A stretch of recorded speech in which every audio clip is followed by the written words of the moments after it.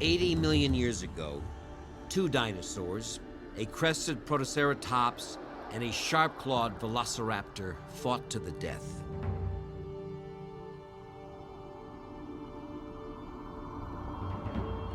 Somehow, as they died in the sands of the Gobi Desert, their battle was frozen in time. The velociraptor flat on its back, its clawed arm caught in the jaws of the protoceratops. An extraordinary fossil. A mysterious glimpse of life and death in the age of dinosaurs.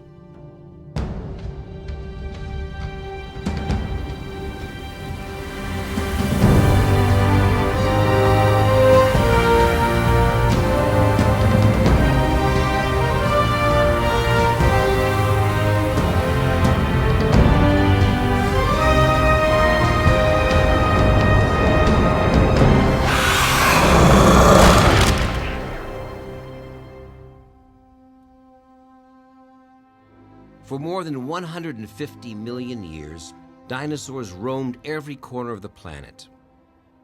Only a very few left evidence of their existence, their fossilized bones. And those bones never cease to fascinate us.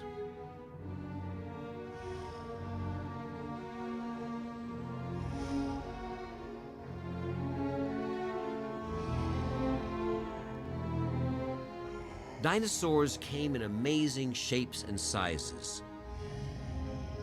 Some were the largest animals ever to walk the earth.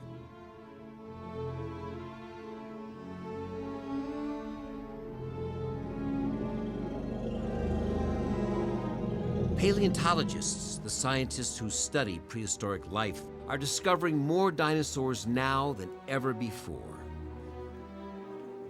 And this fossil evidence is allowing them to reconstruct not only their strange skeletons, but also their lives. An example is this gigantic, long-necked plant eater known as Seismosaurus.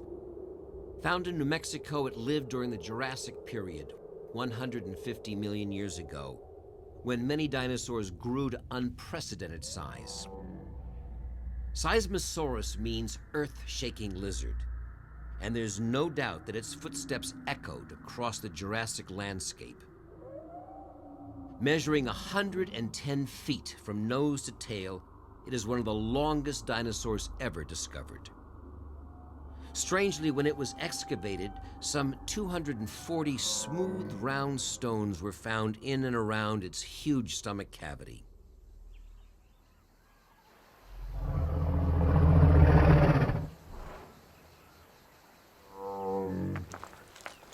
Some scientists believe Seismosaurus swallowed stones to help its digestion. Others say that finding the stones was a coincidence, that they were part of the riverbed where Seismosaurus was found.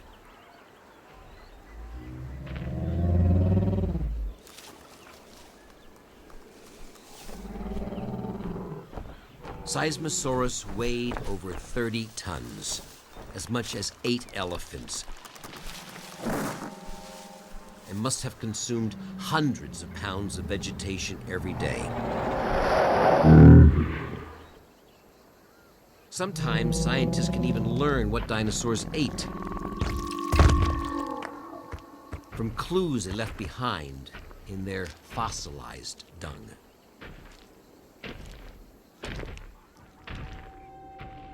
Dinosaurs were first discovered in Europe and America. But in the 20th century, scientific explorers struck out for the most remote corners of the Earth. And the full extent of the dinosaur kingdom began to be revealed.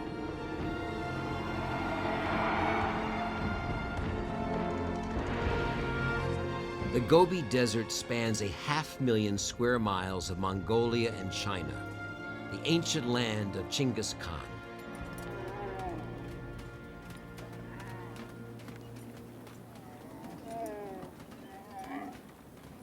Beneath sands that camel caravans traversed for centuries lay a vast treasure trove of fossils, undisturbed for more than 70 million years, that would forever change our view of dinosaur life.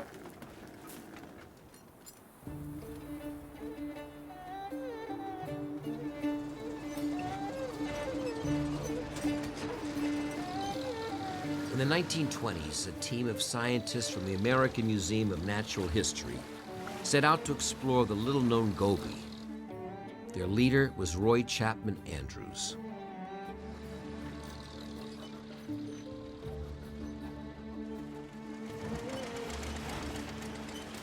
Andrews and his team traveled in a fleet of automobiles. It was one of the first major expeditions to use motorized transport in Central Asia. To keep his expedition supplied, when the nearest gas station was 1,000 miles away, he came up with a novel plan, sending out camel caravans in advance, loaded with food and fuel. And the camels provided an unexpected service to the expedition. Hair plucked from their shedding winter coats was ideal for packing fragile fossils. Mongolia was a dangerous place, full of roving bandits. But Andrews, thought to be the inspiration for Indiana Jones, reveled in the adventure of it all. Never again will I have such a feeling as Mongolia gave me. All this thrilled me to the core. Somewhere in the depths of that vast, silent desert lay those records of the past that I had come to seek.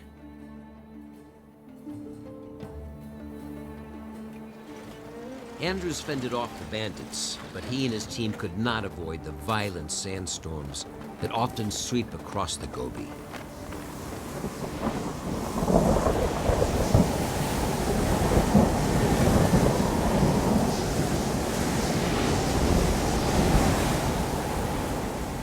To their amazement, they found that each new storm uncovered a wealth of bones, dinosaur bones never before seen and perfectly preserved in the desert sands.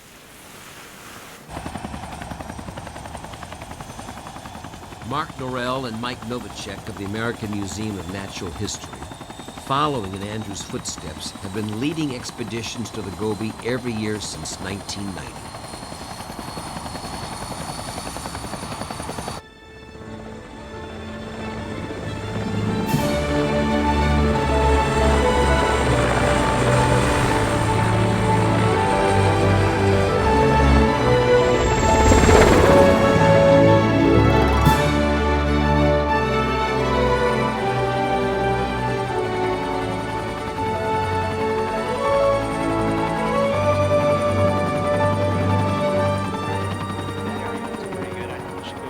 Fascinated by dinosaurs in their youth, Mike and Mark have become renowned paleontologists. They've dug dinosaurs all over the world, but they've made their most spectacular finds here in the Gobi Desert.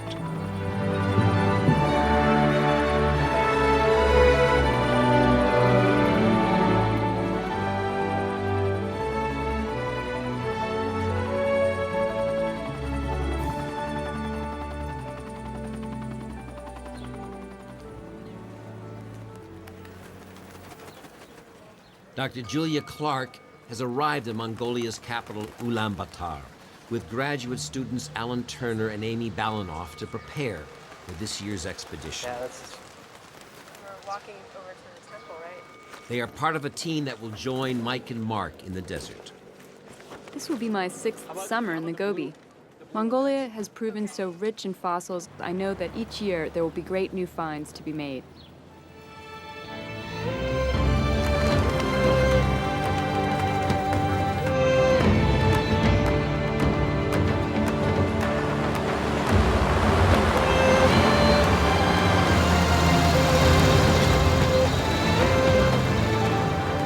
There are few paved roads outside of Ulaanbaatar. The team's destination in the western Gobi is a minimum of 3 days driving. A Mad Max journey over hot, dusty plains and through mountain passes.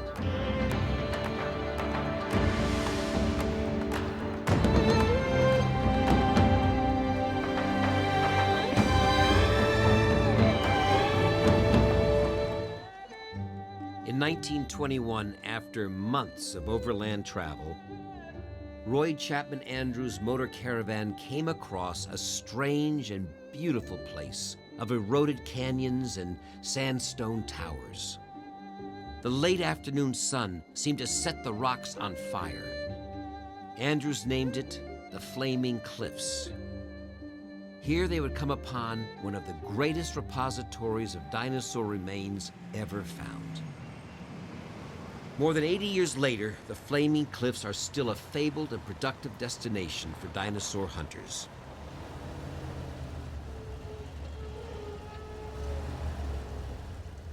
To find dinosaurs, paleontologists must first look in the right places. They know that fossils are preserved in certain rock deposits. The only tool they need at first is keen eyesight. Tiny white bone fragments on the surface hint at what could be an entire dinosaur buried below. There's a lot of bone in here. Always a good place. Hey, come check this out. Oh, what? An egg. With decades of experience, Mike and Mark can Rabbit. readily spot fossils and identify them. That's a nice one. For grad students Alan and Amy, time in the field is the best way to develop their own skills. This is my first time going to the Gobi with Mark and everyone. I'm really excited and happy to be part of a tradition that goes back to Roy Chapman Andrews. I don't know, where to? The Gobi expeditions are a collaboration with the Mongolian Academy of Sciences. This year, Mongolian grad student Boldra Minjin joins the team. My father is a paleontologist, and when he first showed me a giant skeleton found in Mongolia, I couldn't believe such animals really lived. I have loved finding fossils ever since. Judy! Wood fossils. What you got going over here? What do you find? Today, after only a few hours of searching, the team uncovers a fossilized skull. Julia is quick to recognize it as that of a large, armored dinosaur. It's called a Pinacosaurus. It was sort of the heavy tank of its day.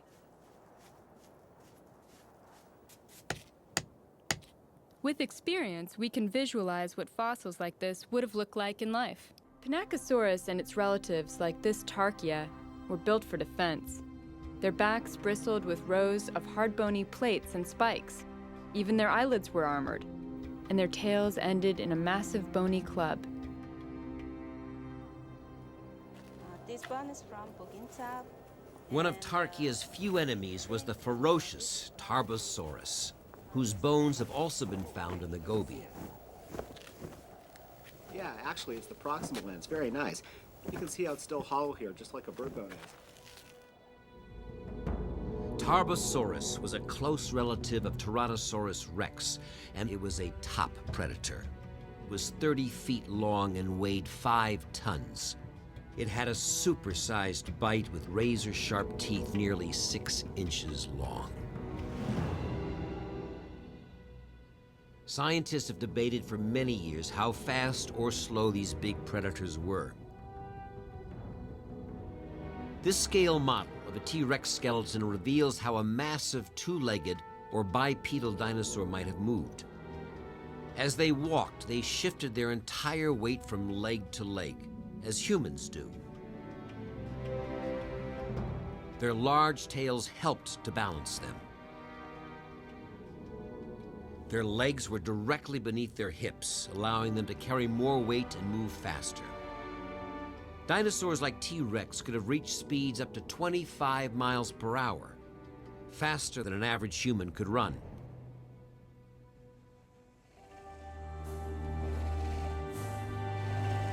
Tarbosaurus was at the top of the food chain in the area of Asia that is now the Gobi Desert.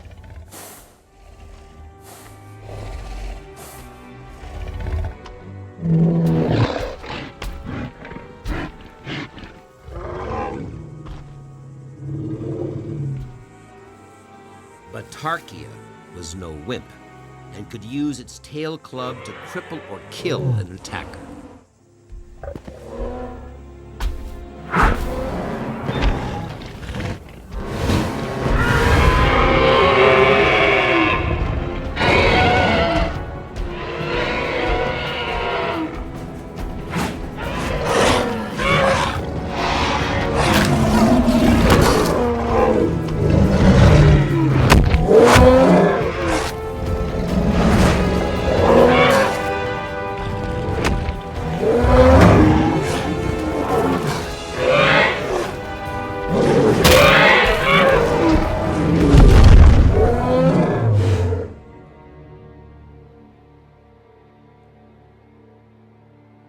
In the 1920s, the Andrews expeditions found a number of new dinosaurs.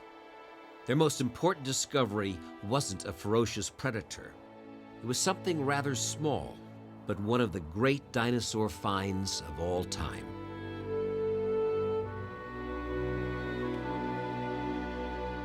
They found the first dinosaur eggs, lying in large round nests in the ground. This amazing find confirmed that dinosaurs actually laid eggs. Andrews and his team believed the eggs belonged to Protoceratops because they found so many of these dinosaurs in the Gobi. About the size of sheep, Protoceratops had a distinctive head shield and a hook-like beak. On top of one nest, they made a puzzling discovery. The skeleton of a bird-like, meat-eating dinosaur, definitely not a Protoceratops. They concluded that it was a predator that had been raiding the nest. It was named Oviraptor, meaning egg thief. It took 70 years to prove they were wrong. In 1993, Mark Norell made an extraordinary find in the Gobi: a fossilized dinosaur embryo. We discovered that it was the embryo of a very close relative of Oviraptor. In other words, the dinosaur was not stealing the eggs, it was a good parent brooding them. The discovery of oviraptors preserved on their nests sheds new light on these dinosaurs. They sat on their eggs, just like modern birds.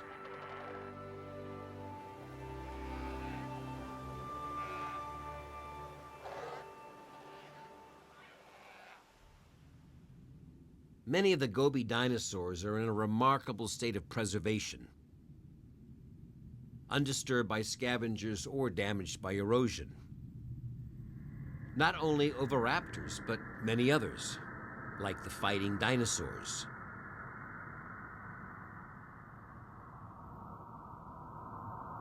And even a nest full of barely hatched baby Protoceratops. How did they die so suddenly and remain so intact? Until recently, it was thought that sandstorms buried these creatures. New evidence suggests a much more spectacular scenario. During this expedition, heavier than normal rainfall flooded parts of the Gobi. And according to a new theory, water and sand dunes played a dramatic part in preserving dinosaur remains. Scientists now believe that every few centuries, rainstorms of immense power swept down on this arid world with catastrophic effect.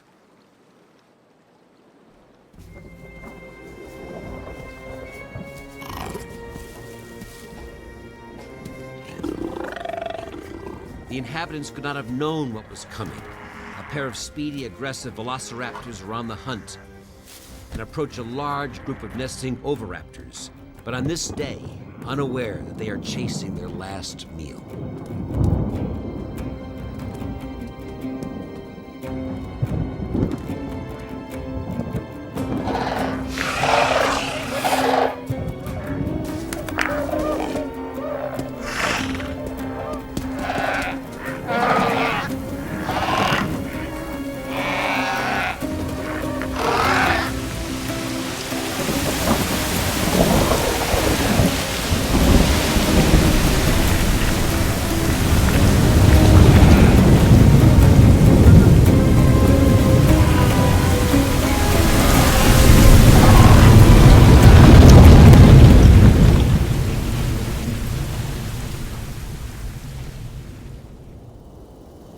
Bones become fossilized when they are quickly buried, protecting them from weather and predators. Over time, living tissues decay and bone is replaced by minerals seeping in from the surrounding sediment. But bones are not the only clues to the understanding of dinosaur life. New evidence is revolutionizing our view of dinosaurs like Velociraptor. Long thought to be leathery-skinned or scaly, Velociraptor was in fact covered with feathers. And though it could not fly, it had the same S-shaped neck, four-toed feet, and many other features that birds have today.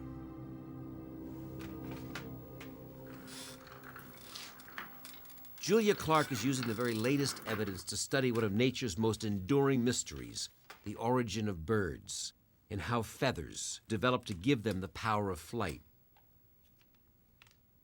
Understanding the evolution of flight is, to me, one of the most interesting questions in dinosaur paleontology. Dozens of new dinosaur species are being discovered in the north of China. They're preserved in extremely fine volcanic ash, and for the first time we can see distinct impressions of feathers associated with their delicate bones, confirming to us that non-flying dinosaurs were the first feathered creatures on Earth.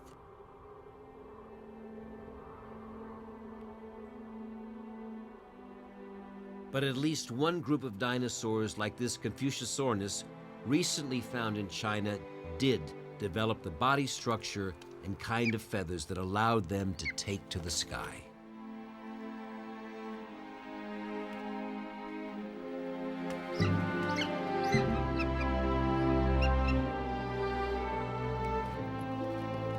"65 million years ago, dinosaurs disappeared from Earth, or so it was long thought. Today we know that the dinosaurs are not all gone. One line of dinosaurs survives, and we call them birds.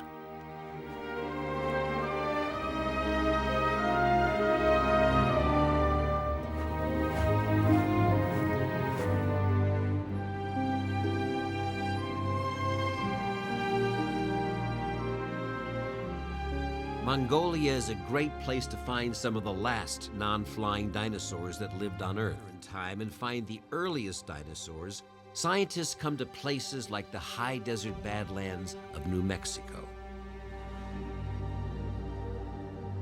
The land has a rich and turbulent human history of Pueblo people, Spanish conquistadors, cowboys, and cattle rustlers. But it has an even richer history of life stretching back over 200 million years. It is one of the few places in the world where rock layers span the age of dinosaurs. The deeper the layer, the older the rock. At the top, rock from the Cretaceous.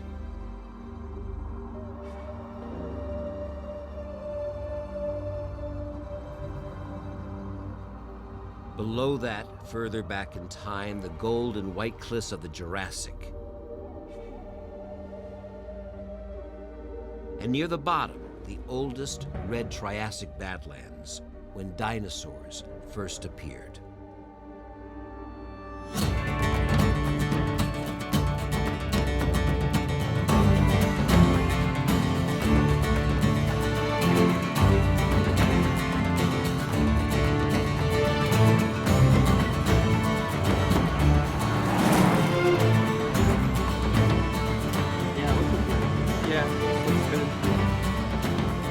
Alan Turner is having a busy summer. In addition to trekking across the Gobi, he is working with his fellow grad student Sterling Nesbitt on a new excavation at a place called Ghost Ranch. Yeah, just up in these badlands? Yeah, definitely. This looks like it's gonna be real nice. Sterling grew up in the Southwest, reading about dinosaurs and the amazing discoveries that have been made at Ghost Ranch. I've spent every summer since I was 15 digging for dinosaurs. I've always wanted to be a paleontologist, so the chance to excavate at Ghost Ranch is a dream come true.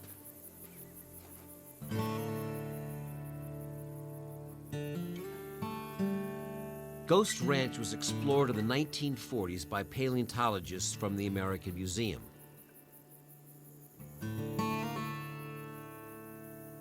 They discovered rich fossil beds 220 million years old, with hundreds of bones of a small early dinosaur now considered a kind of blueprint for the carnivorous dinosaurs yet to come. Named Coelophysis, it grew to 9 feet long and weighed 100 pounds. Its size and leg bones indicate an ability to run fast. On each hand, it had 3 clawed fingers for catching and holding prey. Large eye sockets suggest very acute vision.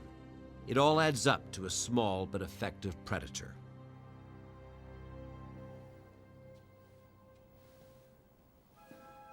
Pursuing his graduate research, Sterling became intrigued by the dozens of unexamined fossils at the museum, collected from Ghost Ranch in the 1940s. He knew that not all dinosaur discoveries are made in the field. Each expedition collects fossils and brings them back for later examination, but some remain in museum catacombs for decades, unopened. It's amazing. When you walk through these catacombs filled with tens of thousands of dinosaur bones, some still wrapped in plaster, and you realize that they were dug up by really famous paleontologists. To get the chance to see what they saw for the first time in 70 or 80 years is pretty incredible.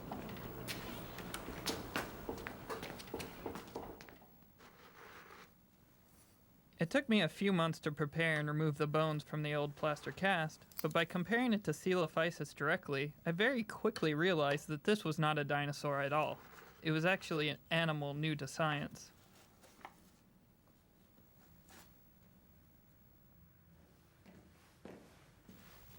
Hey guys, preparations are finally done on this. It isn't often that a grad student discovers a new species.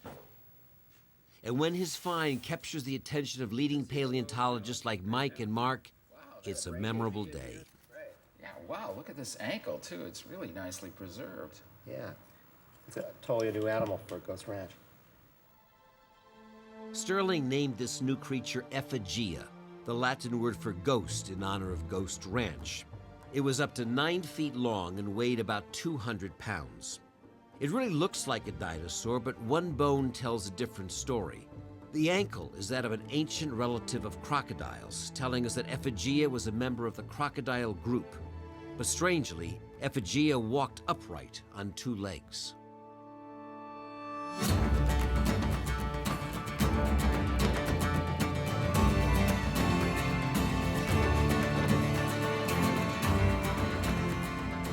After the discovery of Ephegia, I knew I had to go to New Mexico.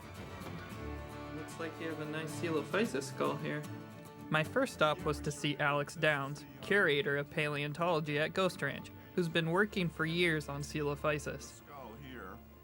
The eyes were here and This is one of the few places in the world where fossilized bones of early dinosaurs and their closest relatives are found together. There's a somewhat larger one here. This is the tip of the snout, and we can see the teeth here. And we have a beautiful skull. It's just missing 1 tooth. That's great.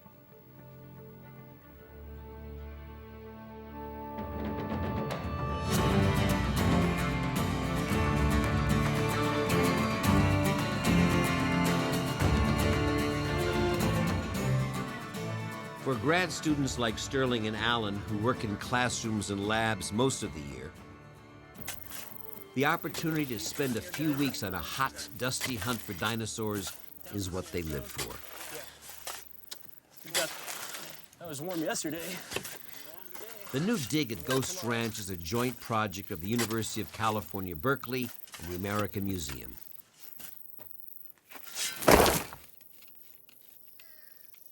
Once the overlying tons of rock are removed, the grad students soon realize they've come upon a huge fossil site. Trying to trench around this block. I think there's going to be some more theropod material in it.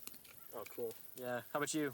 There's a humerus of, looks like a sinosaurid, one of those dinosaur relatives over here. For paleontologists, great work is often accomplished while lying down on the job. It's right in that layer between the clay and the conglomerate. Oh, that's going to be great. Have you guys got anything over there, Stir? Yeah, there's a really nice Spidosaur calcaneum. We hope to piece together a picture of which creatures lived in the late Triassic. No, it looks like it's just isolated. Is it that lower conglomerate? Yeah. What their surroundings were like, and where they fit into the family tree of reptiles.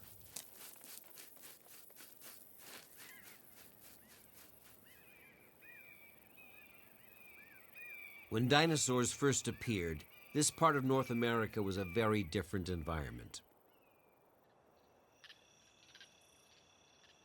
The region had a wet, tropical climate.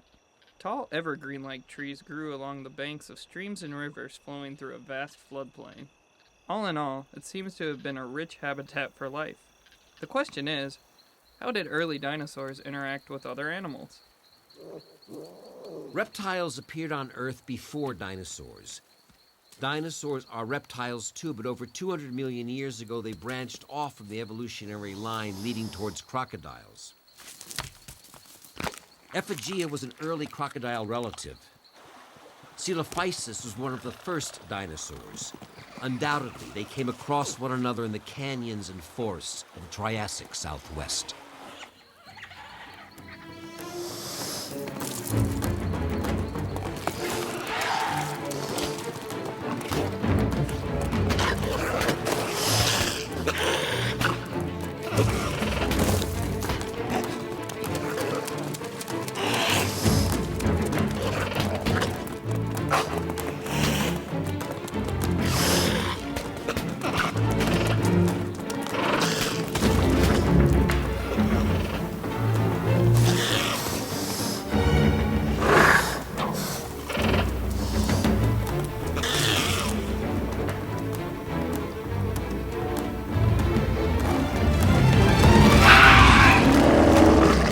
Prospect of a new dinosaur discovery has brought Mike, Julie, and Mark to Ghost Ranch to see for themselves. Yeah, here's the lower leg bone. Here's the other one. This is the fibula, tibia, and the other tibia. And part of the pelvis is coming out here. Right, so the skeleton is sort of smeared across this direction. And part of the femora. This area is a little bit The number of fossils here is staggering. Layers and layers of animals are piled up in this mass burial place, which seems to have been a sharp bend in an ancient riverbed. What happened here? The high desert landscape is dramatic, and so are the torrential rain squalls that can turn dry canyons into raging rivers of death, as they must have done back in the age of dinosaurs. In Arizona's Petrified Forest National Park, 200-million-year-old fossilized trees are reappearing as the ground erodes around them, evidence of the ancient floods that violently uprooted and buried them. Though now extinct, these giant trees of the Triassic were similar to the Pacific redwoods of today. But it wasn't just trees that got swept up in ancient floods.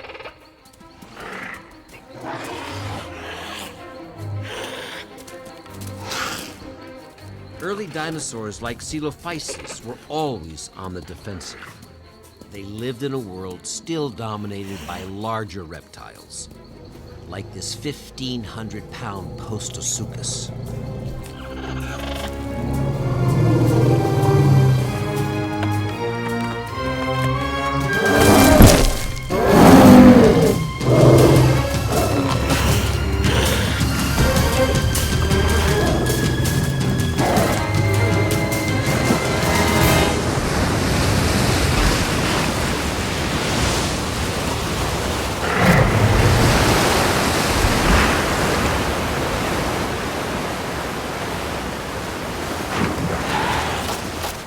Flash floods washed the drowned bodies of reptiles and dinosaurs into concentrated deposits.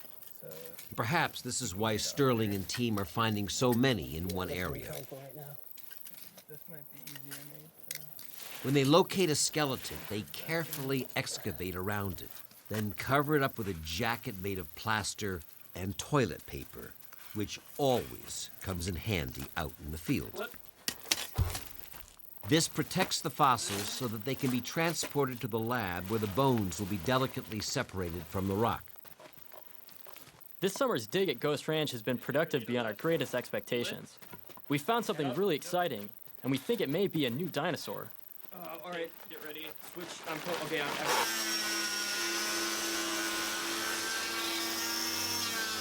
It's thrilling to find a dinosaur we've never known before, that hasn't seen the light of day for over 200 million years. It will take many months to determine what it looked like and how important it is, but it will surely change our views of how dinosaurs rose to dominance. Oh, excellent. Preservation looks really nice. It's preparing very nicely in this area. There are things the fossil record cannot preserve that we may never know, such as the color of dinosaurs or precisely what sounds they made. But year by year, we learn more about them. Some dinosaurs traveled in herds and hunted in packs. We know that they made nests, protected their eggs, probably cared for their young. From some fossils, we've learned who were the hunters and who were the hunted.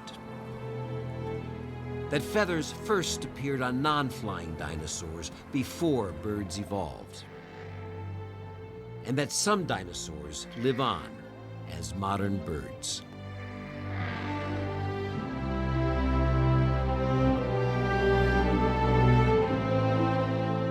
Those who love to contemplate the secrets of the history of life must come to places like Ghost Ranch and the Flaming Cliffs. It is hard to imagine our own human sense of who we are and where we come from without the records buried beneath our feet. For young paleontologists like Sterling, adventure